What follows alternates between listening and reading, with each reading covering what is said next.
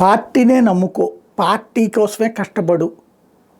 సవాళ్ళు వస్తాయి, నిన్ను దొంగం చేస్తారు, నిన్ను దుర్మార్గంగా చూపెడతారు, లేదా వేరే వాళ్ళతో కుమ్మక్కయ్యారని చూపెడతారు. కానీ నీ పని నీ అధిష్టానానికి సంకేతం అవ్వాలి.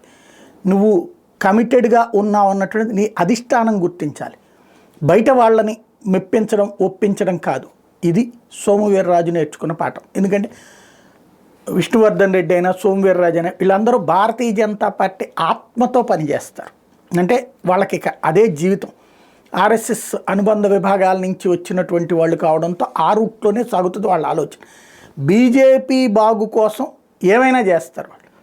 అయితే అట్లా చేసే క్రమంలో వాళ్ళని తెలుగుదేశం టైంలో తెలుగుదేశం వాళ్ళు ఇబ్బంది పెట్టారని వాళ్ళు ప్రశ్నిస్తే వాళ్ళని వైఎస్ఆర్ కాంగ్రెస్ పార్టీకి రాసిచ్చేశారు. ఎవరు రాసిచ్చేశారు? మన రాష్ట్రంలో ఉండేటటువంటి తెలుగు రాష్ట్రాల్లో ఉండే మీడియా ఎవడి మీదనైనా ముద్రేసేస్తుంది. ఒకటి బానిసత్వం చేయాలి, ఒకళ్ళకి బానిసత్వం చేయాలి, లేదంటే కనుక రాసేస్తుంది. ఇట్లా రాసేశారు. అయినా సరే ఏది మధ్యలో ఆయనకి బీజేపీ రాష్ట్ర అధ్యక్ష బాధ్యతలు ఇచ్చారు. ఆ తర్వాత జాతీయ కార్యవర్గంలోకి తీసుకున్నారు. ఇప్పుడు ఏకంగా మళ్ళీ ఎమ్మెల్సీ స్థానం ఇచ్చారు.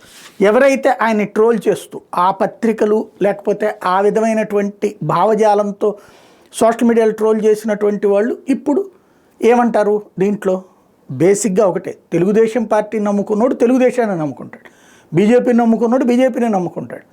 ఎవరి పార్టీ బాగు కోసం అట్లా. ఇప్పుడు తెలుగుదేశం పార్టీ వాళ్ళు ఇంతకుముందు జనసేనని తిట్టేవాళ్ళు, ఇప్పుడు జనసేనని పొగడట్లేదా? అట్లాగే భారతీయ జనతా పార్టీ వాళ్ళకి సంబంధించి వాళ్ళ పార్టీ బాగు కోసం ఎలాంటి ఇంతకుముందు జనసేనని విమర్శించారు, వాళ్ళు తెలుగుదేశాన్ని విమర్శించారు, మళ్ళీ ఇప్పుడు కూటమిగా ఉన్నప్పుడు సర్దుకుంటారు. అంటే పార్టీ స్టాండ్ని అక్కడ నడపాలి, పార్టీ బాగు కోరాలి. అలా కోరేటటువంటి వాళ్ళనే భారతీయ జనతా పార్టీ జాతీయ నాయకత్వం గుర్తిస్తుంది.